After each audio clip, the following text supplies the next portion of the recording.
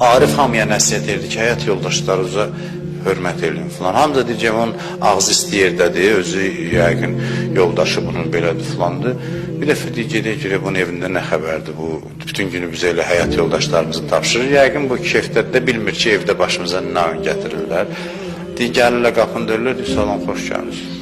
Deyirlər ki, salam, evə olar, deyir, valla evə nə deyim, da gəlmişsiniz də keçsin.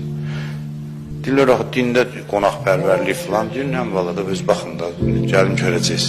Deyir, evə ki, daxil olurlar, onun yoldaşı çıxır, nə söz qalmır, bu mötəbər alimi, cəmaat ayağından, əlindən öpür küçədə, evində heç kəs bilmir nə xəbərdir. Deyir, nələr deyir, ona başını saldı aşağı. Deyir, gördünüz, yəni rahatlaşdınız, hə.